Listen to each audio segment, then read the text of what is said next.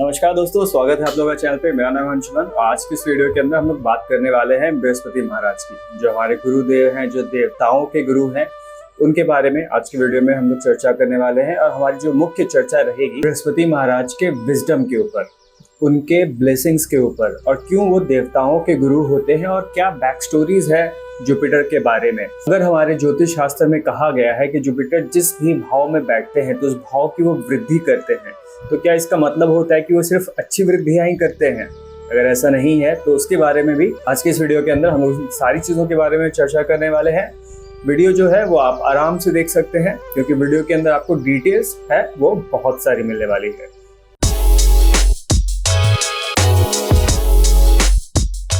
तो चलिए, सबसे पहले हम लोग यहाँ पे जानते हैं कि जो हमारे जुपिटर हैं या जो बृहस्पति महाराज हैं, उनके गुण और धर्म क्या होते हैं। तो सबसे पहली चीज, जो हमारे जो गुरु महाराज होते हैं वो होते हैं सात्विक प्लैनेट। जी हाँ, जो उनका तत्व होता है वो सत्व होता है कि वो हमेशा सात्विक तरीके से ही बिहेव करते हैं। और ज्योतिष के अंदर उनको पुरुष माना जाता है। हमारे ज्योतिष शास्त्र के अंदर ऐसे कुछ ग्रह हैं जिनको पुरुष कहा जाता है, कुछ ग्रह हैं जिनको महिला कहा जाता है, और कुछ है जिनको न्यूट्रल कहा जाता है। कई बार लोग उनको नपुंसक भी कहते हैं, लेकिन उनको हम लोग न्यूट्रल कंसीडर करते हैं कि ना ही वो मेल है ना ही वो फीमेल है। लेकिन जो हमारे गुरु महाराज है वो हमारे मेल प्लैनेट होते हैं।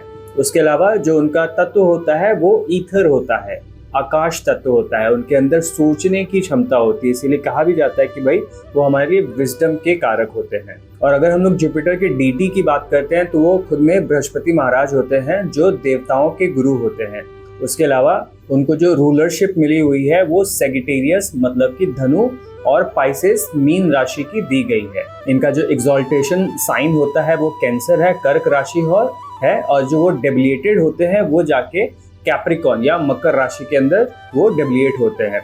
अब है कि एक्सॉल्ट या उच्च के जो होते हैं वो क्यों होते हैं चंद्रमा की राशि में? तो सिंपल सी बात है कि जल के अंदर, जल तत्व के अंदर उनको ज्यादा अच्छे से काम करने के लिए जगह मिलती है। क्योंकि कहा जाता है कि आकाश जो तत्व होता है वो सोचने का तत्व होता है, वहाँ पे काफी वाइड होता है। कहा ही जाता है कि जिसका जुपिटर अच्छा होता है वो एक ऐसा व्यक्ति होता है जो कई बहुत अच्छे तरीके से चीजों को प्लान कर पाता है, जिसकी बोलने की क्षमता बड़ी अच्छी होती है, जो रैंडमली बहुत सारी चीजें सोच लेता है, या फिर क्विक थिंकिंग जिसके अंदर होती है, संतुलित तरीके से चीजों को सोचता है। वो सारी चीजें बृहस्पति के अंदर आती है। और जो जल होता है, जल के अंदर या जल तत्व के अंदर अपना एक नेचर होता है कि वो चीजों को याद रख सकते हैं। तो कहीं ना कहीं ये जो कॉम्बिनेशन मेरे हिसाब से काफी अच्छा बनता है कि भाई एक सोच, विजडम, और उसको जब जल याददाश्त के साथ ऐड किया जाता है, इमोशन के साथ ऐड किया जाता है, तो वो काफी अच्छा काम करता है। इसलिए मेरे हिसाब से जो एक्सॉल्टेशन उनका कैंसर में बनता है वो बनता है। और अब क्योंकि बृहस्पति महाराज है, उनसे इतना काम या मेहनत की चीजें तो हो नहीं पाती है। He is a good thinker, but उनसे परिश्रम वाली चीजें होती नहीं है। इसीलिए कैप्रिकॉर्न की राशि में वो जो है वो बहुत अच्छा काम नहीं करते हैं, वहां पे उनको नीच का माना जाता है। और उनका जो अपना मूल त्रिकोण राशि होती है तो उनकी पहली राशि धनु या सैगिटेरियस होती है। और जो उनके नक्षत्र होते हैं वो है विशाखा, पुनर्वसु और पूर्व भाद्रपदा। अब इसके बाद अगर हम लोग गुरु महाराज के कारक तत्वों की बात करते हैं तो उनको बहुत सारे घरों के जो हमारे भाव होते हैं उनके कारक तत्व दिए गए हैं। उनको द्वितीय भाव का कारक तत्व उनको दिया गया है, 5th हाउस का उनको दिया गया है, 9th हाउस का दिया गया है, और 11th हाउस का भी हम लोग उन्हीं का कंसिडर करते हैं। अब है क्योंकि अब जुपिटर महाराज अपने आप में समृद्धि के कारक होते हैं, तो समृद्धि के कारक जो है वो ऑब्वियसली धन की समृद्धि, परिवार की समृद्धि, धर्म की समृद्धि और प्राप्तियों की समृद्धि होती है, उनका कारक उन्हीं 4 भावों का जो कारक होता है वो उनको दिया गया है। क्योंकि जब तक आपका कुटुंब अच्छा नहीं होगा तब तक आप अपने जीवन में सरवाइव नहीं कर पाते। जो हमारा 2nd हाउस होता है वो हमारे सस्टेनेंस का हाउस होता है, तो वहाँ पे गुरु महाराज उसका जो है वो जिम्मेदारी लेते हैं। 5th हाउस हमारे सोच का होता है, हमारे बच्चों का होता है, हमारे ओवरऑल स्टेटस का होता है। तो वहाँ पे अगर जुपिटर की आपको ब्लेसिंग मिल जाती है तो वहाँ चीज़ें अच्छी हो जाती है। 9th हाउस को हम लोग अपने आप में धर्म का भाव कहते हैं, पिता का भाव कहते हैं। वही जगह है जहाँ पे जो आपको एथिक्स और मोरालिटी भी सिखाता है। तो ऑब्वियसली वहाँ पे बहुत नेचुरल होता है कि वहाँ पे जुपिटर को ही उस भाव का भी कारक तत्व दिया जाता है। और जो 11वां भाव होता है वो हमारे लिए प्राप्ति का भाव होता है।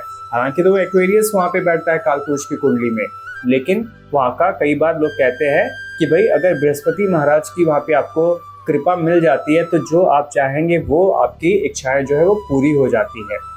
तो यहाँ पे इच्छाएं वो पूरी तो होती है, लेकिन कहीं ना कहीं 11वें भाव को हम लोग बाधक भाव भी कहते हैं कि अगर ज़्यादा काम इच्छाओं के बीच में आप फंस जाते हैं तो उनकी जो दूसरी राशि होती है मीन राशि, जो आपको मोक्ष की राशि जिसको कहा जाता है, तो वहाँ पे मोक्ष मिलने में लोगों को दिक्कत आती है, क्योंकि वो अपने कामनाओं में, परिवार में, माया के अंदर वो बंध के रह जाते हैं, लोग फंस के रह जाते हैं। तो वहाँ पे लोग फिर मोक्ष के बारे में लोग ठीक से सोच नहीं पाते हैं। इसके बाद अगर हम लोग कारक तत्वों की बात करते हैं तो गुरु महाराज को यहाँ पे विजडम की और स्पिरिचुअलिटी का जो है वो कारक तत्व दिया गया है। उसके अलावा जो हमारा एक्सपेंशन होता है, जो हमारे चिल्ड्रन होते हैं, जो हमारी मैरिड लाइफ होती है ना, लड़कियों के लिए स्पाउस, उसका भी कारक तत्व जुपिटर को ही दिया गया है। उसके अलावा जो हमारे लिए वेल्थ और प्रोस्पेरिटी होता है उसका कारक भी जुपिटर को ही या बृहस्पति महाराज को ही कहा जाता है। अब ये वो सारी इंपॉर्टेंट चीजें होती है जो हमें अपनी लाइफ के अंदर हैप्पीनेस देती है। अगर हम लोग असल में खुशी की बात करते हैं तो विजडम, स्पिरिचुअल होना, ये आपको अंदर से खुश करता है। अगर आपका परिवार अच्छा होता है, आपके बच्चे अच्छे होते हैं, मैरिड लाइफ अच्छी होती है, आपका पति अच्छा होता है, तो वो आपको खुशी देता है। अगर आपके पास वेल्थ है, प्रोस्पेरिटी है, तो वो आपको खुशी देता है। तो इन शॉर्ट अगर कहा जाए तो बृहस्पति महाराज हमारे लिए वो प्लैनेट है जो हमें जीवन में खुशियां देते हैं, चाहे वो ज्ञान के रूप में हो, चाहे वो वेल्थ के रूप में हो, चाहे वो एक्सपेंशन के रूप में हो, चाहे वो हमारे परिवार के रूप में ही क्यों ना हो। उनका जो मोटा मोटा काम है वो है आपको खुश करना। और यही कारण है कि बृहद पराशर जो होरा शास्त्र किताब है BPHS, उसके 3रे अध्याय में यहाँ पे संस्कृत में एक श्लोक भी दिया गया है जो बृहस्पति महाराज को काफी अच्छे तरीके से बयान करता है। देवानाम गुरु वंदे बृहस्पति मुदार धीम ज्ञान विज्ञान संपन्न सुराचार्य नमामहम। अगर इस संस्कृत श्लोक का हम लोग अगर हिंदी में अनुवाद करते हैं तो वो कहता है कि जो है मैं बृहस्पति महाराज जो देवों के गुरु हैं उनको मैं नमन करता हूँ, उनको मैं प्रणाम करता हूँ, जो ज्ञान विज्ञान से बिल्कुल संपूर्ण है, जिनके पास सारा ज्ञान विज्ञान है, सुराचार्य है, मतलब वो जिनके पास अच्छी सोच है, जिनके पास मोबालिटी है, जिनके पास अच्छी विजडम है, उनको मैं सत सत प्रणाम करता हूँ। तो अपने आप में ही वो दिखाता है। अगर हम लोग वेदों की बात करते हैं तो वेद के अंदर भी बृहस्पति महाराज का उल्लेख किया गया है। वहाँ पे भी आपको उनके बारे में ये वर्ड्स मिलते हैं कि गुरु सदा वृद्धि कारकः, मतलब गुरु जो है वो सदा ही वृद्धि करते हैं। अब अगर उसको हम लोग समझते हैं तो वो ये भी कहता है कि जिस भाव के अंदर गुरु बैठेंगे उस भाव की वो वृद्धि करेंगे। अब है कि जो हमारा कुंडली होती है, जो हमारा 12 भाव होते हैं, अब हर भाव के अंदर अच्छी चीजें अगर होती है तो वहाँ पे कुछ बुरी चीजें भी होती हैं। उसके बारे में हम लोग आएंगे, लेकिन उसके पहले हम बात करते हैं गुरु महाराज के बाकी की चीजों के बारे में। तो सबसे पहले हम एक बैक स्टोरी के बारे में बात करते हैं बृहस्पति महाराज की, तो इससे आपको समझ में आएगा कि वो क्यों इतने जो उच्च माने जाते हैं, वो क्यों माने जाते हैं। तो सबसे पहली चीज, वो जो पुत्र हुए थे वो हुए थे अंगिरस मुनि के, और अंगिरस मुनि ने उनको प्राप्त किया था अपनी कड़ी तपस्या से। उन्होंने बहुत लंबे समय तक तपस्या करी थी और तपस्या करके उन्होंने एक पुत्र की प्राप्ति की थी। और क्योंकि वो अपने आप में इतने बड़े ज्ञानी थे तो उन्होंने, कहा ही जाता है कि पिता अपने पुत्र के अंदर सारी चीजें डालना चाहता है। तो वहीं पे जो हमारे अंगिरस मुनि थे, उन्होंने अपना सारा ज्ञान अपने पुत्र को दिया, सारे संस्कार अपने पुत्र को दिए, सारी समझ अपने पुत्र को दिया, सारा जो एक कहते हैं ना कि नपा तुला सब कुछ, की आप चीजों को बायस्ड होके कभी नहीं देखेंगे, चीजों को हमेशा आप समान रूप से देखेंगे कि आपके लिए राजा भी वही है और आपके लिए रंक भी वही है। ये सारे संस्कार जो है यहाँ पे अंगिरस मुनि ने अपने पुत्र को सिखाया था। और वही कारण है कि बाद में जो हमारे देवता लोग के स्वामी होते हैं, देवताओं के किंग इंद्र, उन्होंने फिर आग्रह किया था गुरु महाराज से, बृहस्पति से, कि आप हमारे गुरु बने, आप हमारे देवताओं के गुरु बने।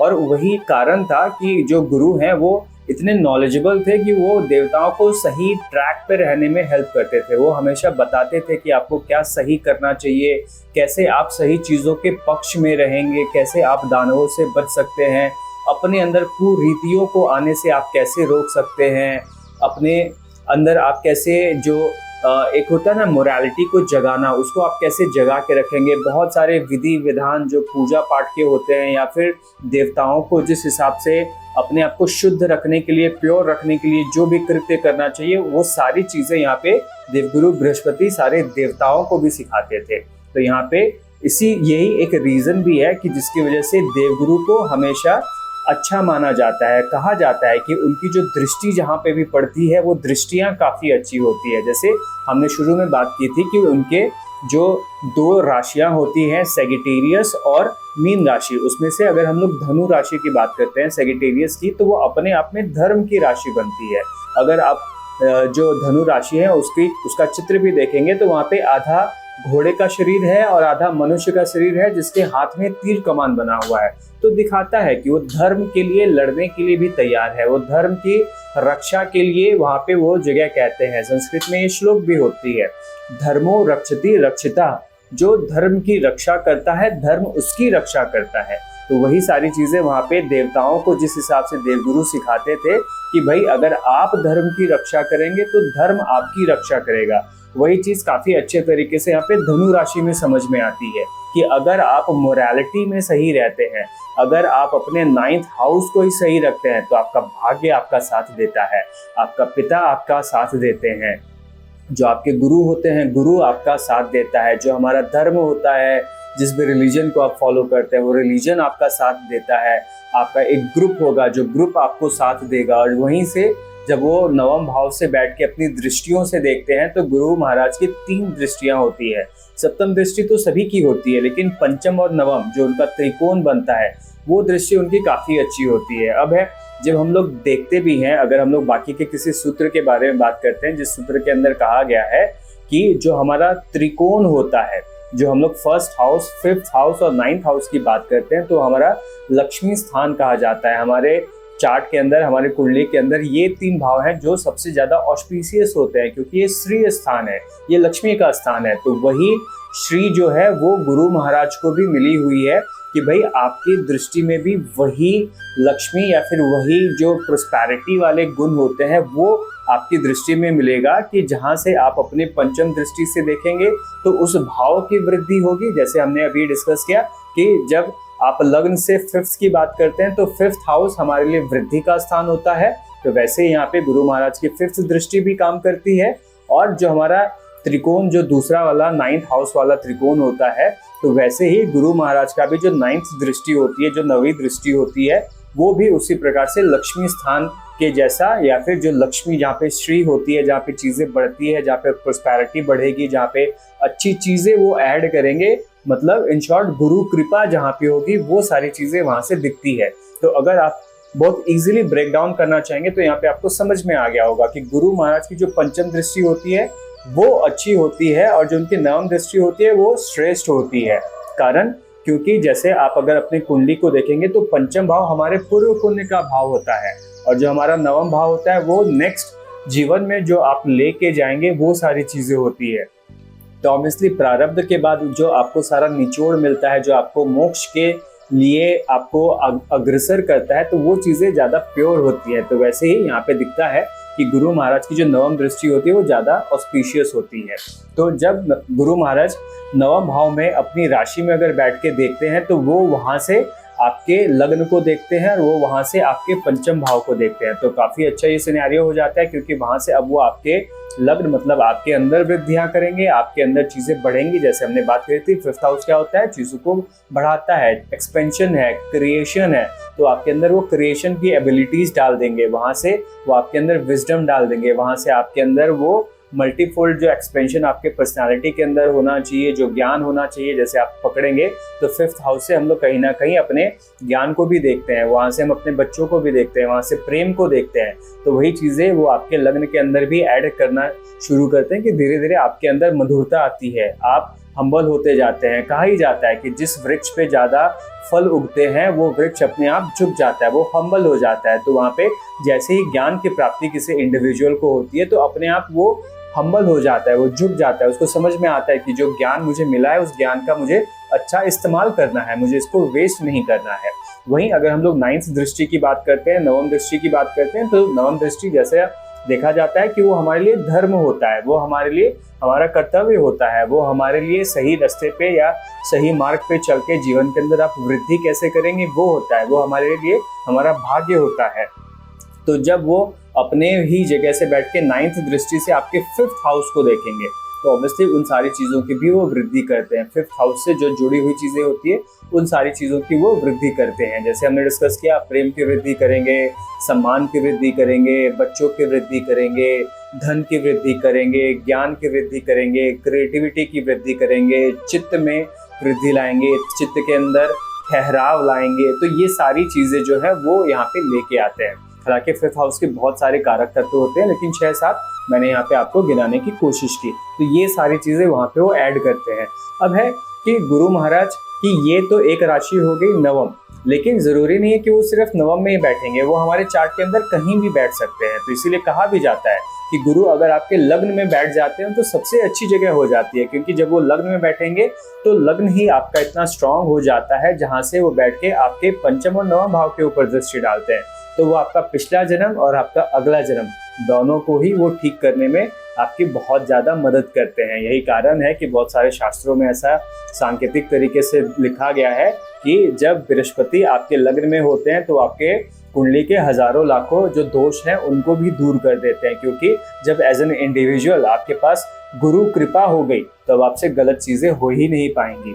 नवम दृष्टि उनकी आपके नवम भाव पे जा रही है। नवम भाव ही हमारा मौलिकता होती है, हमारी नैतिकता होती है, हमारा धर्म होता है। और जैसा मैंने कहा धर्मो रक्षति रक्षिता, तो वहाँ पे ये चीज़ काफ़ी अच्छे से फॉलो होती है। उसके बाद अगर हम लोग जुपिटर के दूसरी राशि की बात करते हैं तो वो होती है मोक्ष की राशि, मीन राशि, जहाँ पे कहते हैं कि बृहस्पति महाराज अगर 12वें भाव में जाके बैठ जाए तो आपको मोक्ष दिलाने में काफ़ी आसानी देते हैं, या फिर वो एक चीज़ कहते हैं कि भाई यहाँ से आपका काम अब थोड़ा सा बनता हुआ दिख रहा है, क्योंकि वहाँ से उनकी जो दृष्टि पड़ेगी वो पड़ेगी आपके 4th भाव में और आपके 8म भाव में। 8म भाव किसका होता है? साधना का भाव। तो जब साधना के भाव पे आप उनकी नवम दृष्टि पड़ेगी जहाँ पे आप साधना के लिए बिल्कुल ही प्योर हो जाएंगे, आप उसको आप अपना धर्म मान लेंगे, उसको आप अपना कर्तव्य मान लेंगे, उसके प्रति आप ज़्यादा सजग हो जाएंगे, तो ऑब्वियसली वहाँ पे आपको वो मोक्ष दिलाने के लिए एक स्टेप जो है वो उसको ऊपर आपको लेके जाते हैं। उन्हीं की जब पंचम दृष्टि आपके 4th भाव पे पड़ती है तो आपके पारिवारिक वातावरण के अंदर इतनी सारी चीज़ें आ जाती हैं, आपका जो डोमेस्टिक एनवायरनमेंट है वो इतना अच्छा हो जाता है, जो लग्जरी होती है वो लग्जरी इतनी बढ़ जाती है कि मोह माया से फिर आप धीरे धीरे ऊपर उठ जाते हैं।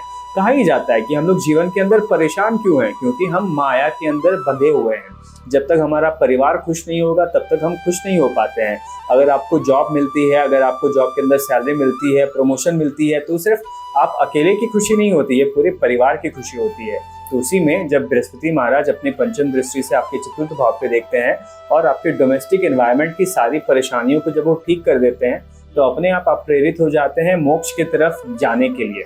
वो आपको एक हिम्मत देता है कि भाई अब यहाँ से चलना शुरू कीजिए। 8म भाव क्या होता है? गुण विज्ञान का होता है, साधना का होता है, लोगों की सेवा का होता है। हालांकि 6ठा भाव भी लोगों की सेवा का होता है, लेकिन तो जो हमारा 8म भाव होता है, 8म भाव हमारे आयुष्य का होता है।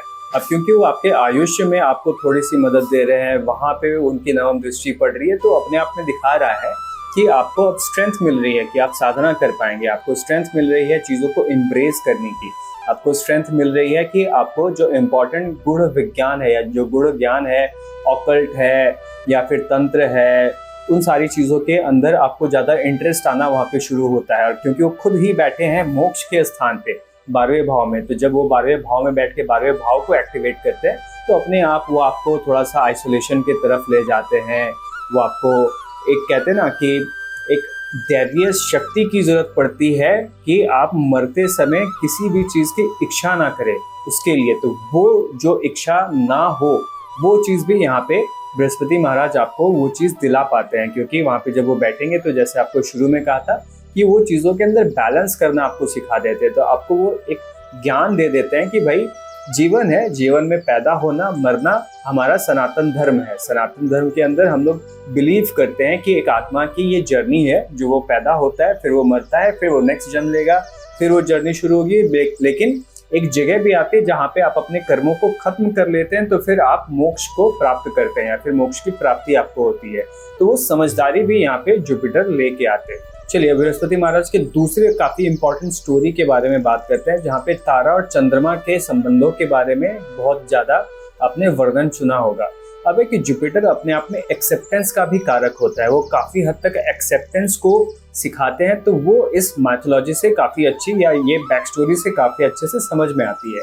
तो प्रसंग कुछ ऐसा था कि एक बार बृहस्पति महाराज की जो पत्नी थी, धर्म पत्नी तारा, उनका संबंध जो है वो चंद्रमा के साथ बैठ गया था।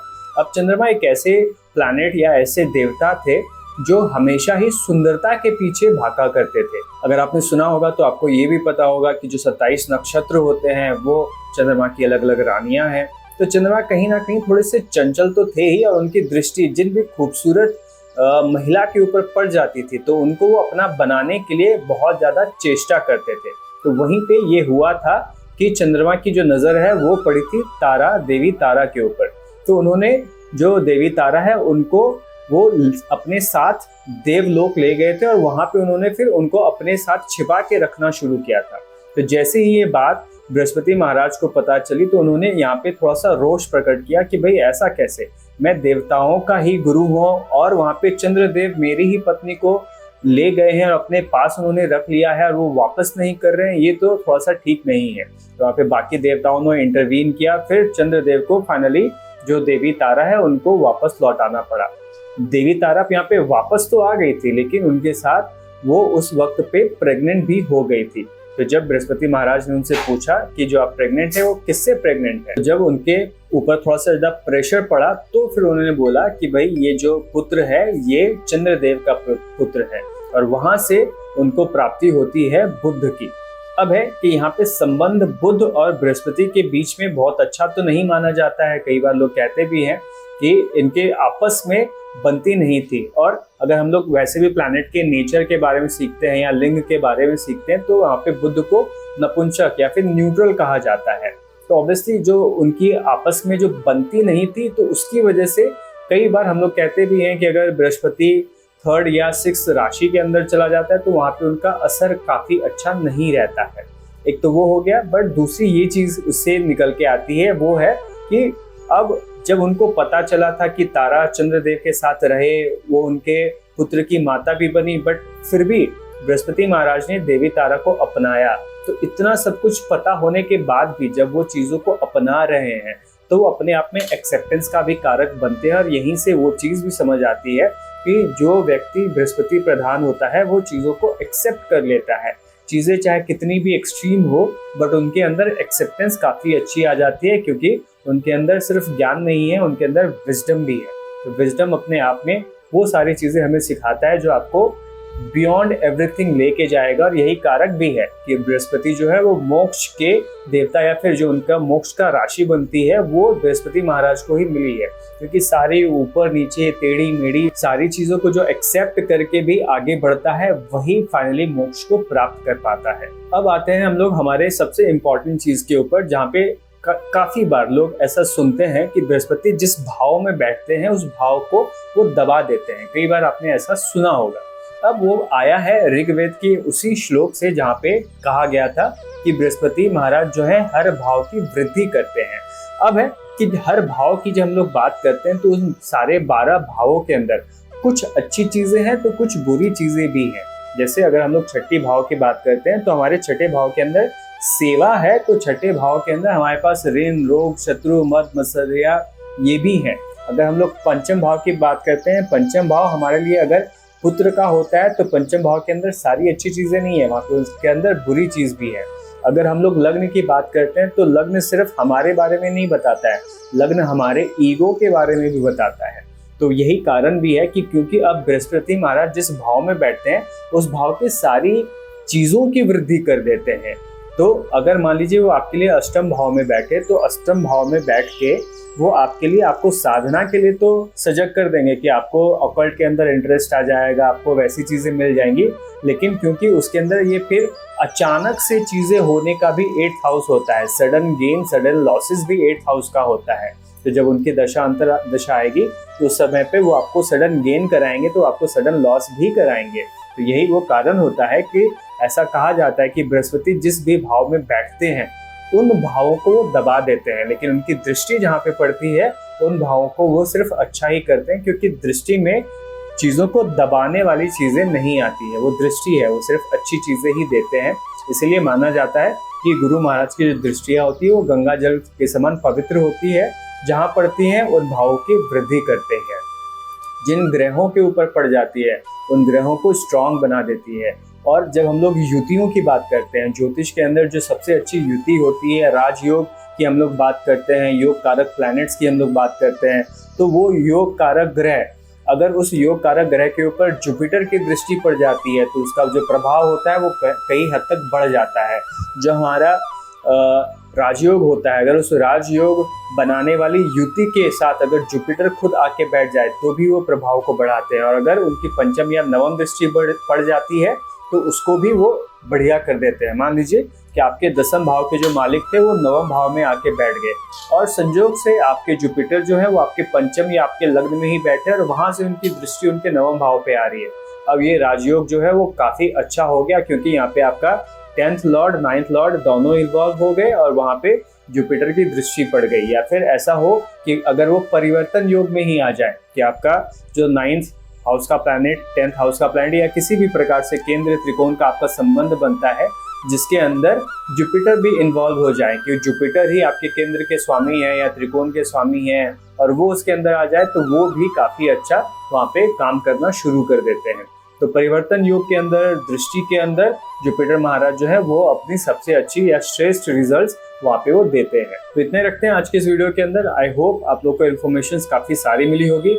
इन्फॉर्मेशन अच्छी मिली हो तो वीडियो को लाइक जरूर करें। ऐसी ही जानकारी के साथ जुड़े रहने के लिए हमारे चैनल को सब्सक्राइब जरूर करें। आज की वीडियो में इतना ही। मुलाकात होती है आपसे नेक्स्ट वीडियो में। ओम नमः शिवाय।